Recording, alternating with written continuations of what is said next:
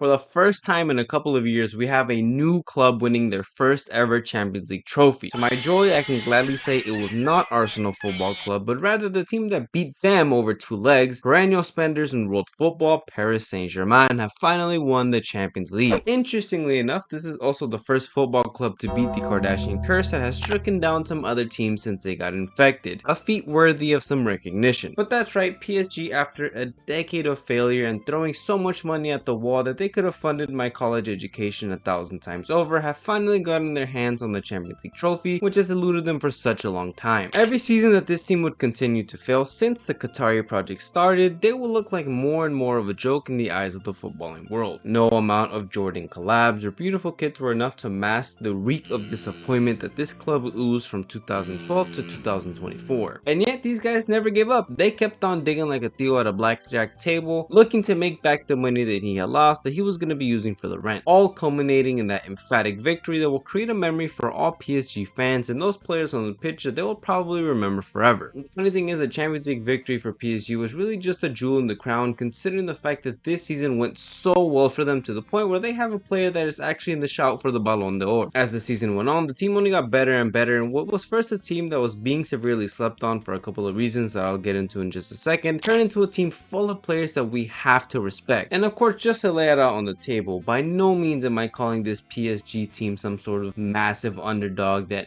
beat the odds and against everyone else that was just a massively better opponent made it work. Not at all. That's far from it. They of course have spent their way into the position they're in over such a long time, but regardless, no one had them reaching the level they did this season, so for that they still deserve their flowers, which we're going to be giving to them today. And real quick boys, if you're new to the channel, enjoying the video, enjoying the content, don't forget to leave a like, comment, and subscribe. Dropping weekly football videos, so make sure you hit the notification bell as well so you don't miss an upload. Make sure you guys let me know what you think about PSG's season down below. And with that being said boys, let's give PSG the plaudits that they deserve. So like I mentioned, PSG reaching the summit of world football and becoming the best team in the world this year came with a massive sense of catharsis. That catharsis being a buildup of consistently being failures on the biggest stage. Literally, it's not like these guys bowed out respectfully every campaign. A lot of times it would be in such embarrassing ways. PSG over the last decade have been extremely dominant when it comes to the French league and French football, and this is in large part due to the fact that realistically they bought their way into the dominance that they have. They've only dropped 2 league titles since the 2011-2012 season, but the Champions League is where they have been made to look like fools. Since the 11-12 season, they have 1 group stage exit, 5 in the round of 16, 4 in the quarterfinals, 2 in the semifinals, and 1 final loss before this year, with notable exits being the remontadas to Barcelona and Man United. But really, it was very recent failures that kind of stung the most and more or less led to what happened this season. A recent squad led by Mbappe, Neymar, and Messi failed drastically in bringing home the Champions League, and it left the club panicking. The likes of Messi and Neymar amongst others would leave the club over the last couple of seasons as PSG gave Mbappe the keys to do whatever he wanted, and even a team that was led by a man that they gave a 300 million euro signing bonus to failed to get it done. The campaign last year ending the way it did ultimately led to the big shifts that PSG felt that they had to take going into this year. Mbappe had the final opportunity to bring it home for PSG. Nonetheless, he would still help PSG make the semi-finals of the Champions League, so they were close to getting to the final. Here Mbappe would ghost over 2 legs against Dortmund, and subsequently had to watch the Champions League final on his couch at home as the club that he was moving to, Real Madrid, won their 15th title. This would kick off a journey for him that we'll talk about on the channel some other time, but for PSG this was also the end of a big chapter. Mbappe, who was from Paris, had been at the club for about 7 years now, and who had become arguably the best player in the world, was now gone. And PSG was pretty much forced to change things going into this season. And all of this, as we can see in hindsight, ended up being a blessing in disguise for PSG, because they pretty much decided to put a pin in the whole ideology of them going out and signing massive names just because they are massive names. They still had an expensive squad. They still had guys like Dembele, Marquinhos, Hakimi, and Donnarumma amongst others, but for this transfer window they more so identified pieces that would actually allow manager Luis Enrique to succeed with his possession style of play. They would buy João Neves for 60 million euros, William Pacho for 40 million, and young star Desiree Doué for 50 million. Like I said, they were still splashing the cash. It's still the Qataris we're talking about here, and this is why I'm saying this PSG team is no underdog that isn't spending any money and is using the academy or anything like that. These guys still spent money, but this time I feel like there was more intent behind why they were actually bringing in the players that they were bringing in instead of just going for some big name. So with the refresh squad, new ideas in play, and a chip on the shoulder, PSG would would get their season started off pretty well. When this season kicked off, there was still that expectation for them to dominate domestically because of how expensive their squad is, but overall the squad was kind of written off because Mbappe was not there anymore. But just like me shutting up my friend when he questions my ability on FIFA after calling me out, PSG would shut up all the critics when it came to how good they were domestically. They would start off the campaign going undefeated in both Ligue 1 and the Coupe de France over the span of 23 games. You can get lucky and go undefeated the first 5, 10, maybe 15 games, and sometimes people won't really bat an eye. But 20 games in the league and 3 phases in the Coupe de France going undefeated is no easy feat, and it's not a coincidence. This is a sign that you're not going anywhere. In these games, PSG were also dominating as Luis Enrique ball would thrive, and the team on average would have upwards of 70% possession while consistently scoring 3 to 4 goals per game. Desiree Doué and Barcola were proven to be increasingly efficient from the wings and stepped in big time to fill Mbappe's shoes. At the same time, the team as a whole looked way more cohesive, and the addition of João Neves gave PSG the maestro that they needed, evident by the fact that he ranked so highly across defensive and attacking metrics for midfielders in Europe. His presence thus allowed for Vitinha to shine in the midfield, which again made everything flow a lot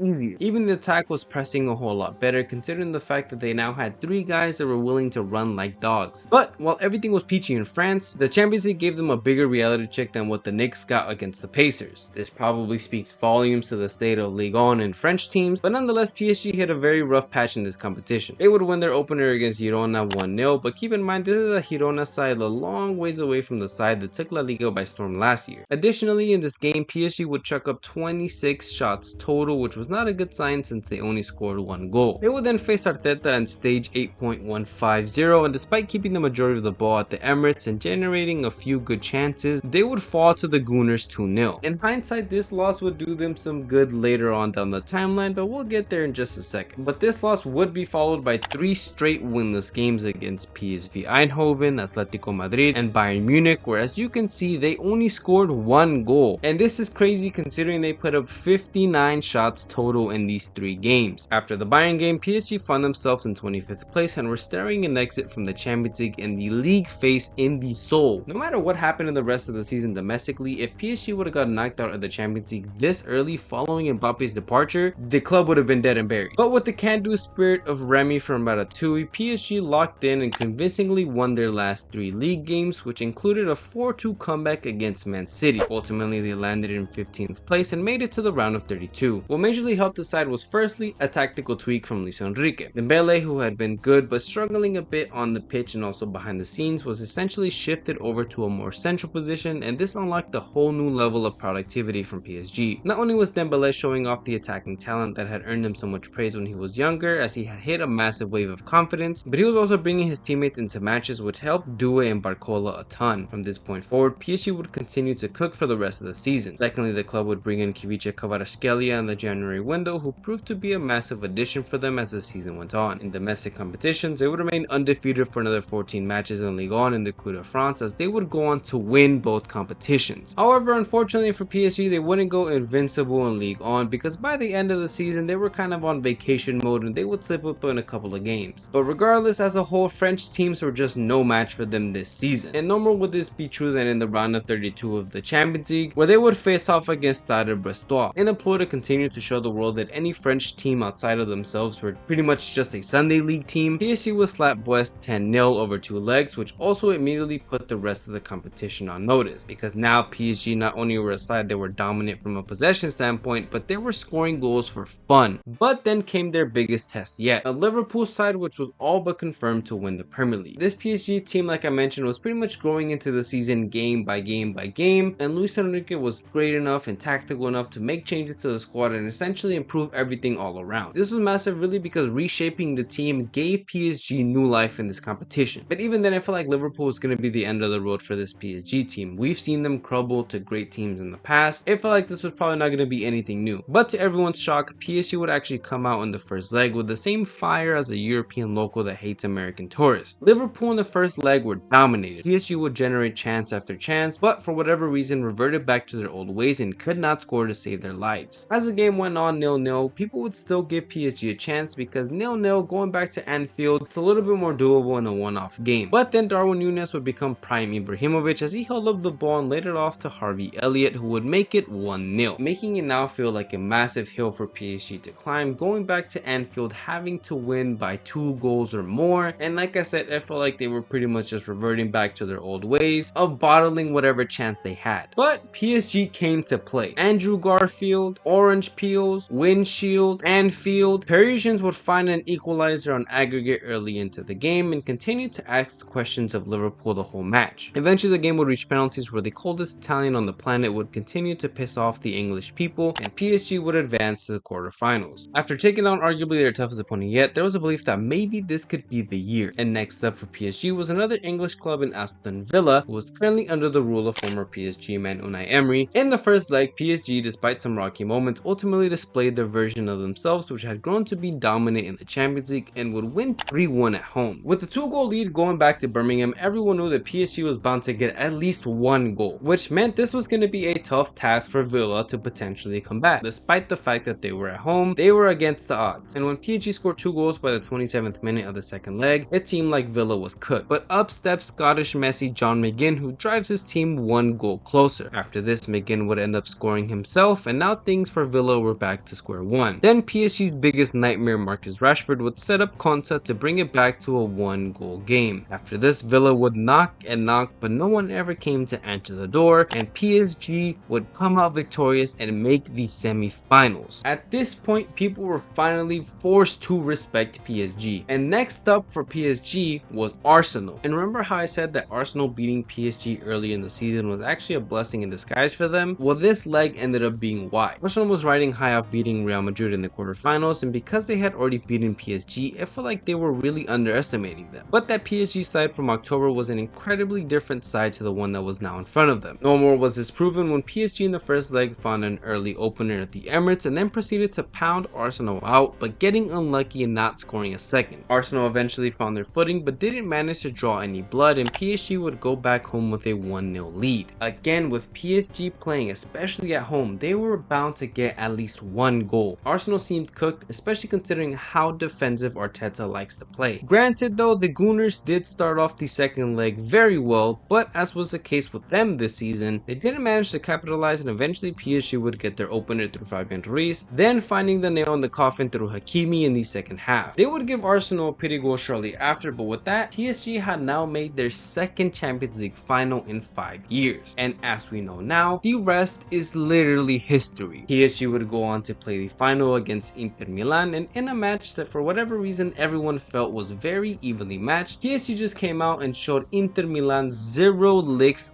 of mercy. The entire match was just a dominant performance from PSG. Desiree Doué absolutely lit up the show. Dembele was quiet, but it didn't really matter because everyone around him was just cooking. Mayulu got a goal off the bench, which is a 19-year-old that has barely played in the Champions League this season. And at the end of the day, PSG would come out as the 5-0 victors, literally making history in 2 ways. Not only was this their first ever Champions League trophy, but this was also the biggest defeat in Champions League history. On one end of the coin, you can kind of say this Champions League final was a little bit boring because of the fact that it was a 5-0 victory, but it is a historical win, so we have to give it some credit there. But nonetheless, this PSG team at the very moment is the best team in the world. It's not some fluke victory like when Chelsea won it a couple years ago, and even though they won the Champions League, not everyone felt like they were the best team in the world. This PSG team since January 2025 has been arguably the best team in the world. Had Barcelona made the final, maybe we're having a different conversation, but even then, they probably would have won that game too. Dembele has been absolutely phenomenal this season and has become a man reborn under Luis Enrique. The guy has been on a rampage, racking up goals and assists for fun since January, since he was moved to that central position. João Neves and Vitinha absolutely murdered almost every single midfield that they came up against in the Champions League and in France. This team has just been phenomenal. And yes, like I said, they're not underdogs. This is a very well-stacked team that PSG spent a lot of money on, but nonetheless, this team is one that when the season started, not many people would have had to be in that position of winning the Champions League, winning a treble, and having one player that is right now the front runner to probably win the Ballon d'Or. And if Dembele wins the Ballon d'Or, it's gonna look very, very, very grim for Mbappe. That's all I have to say.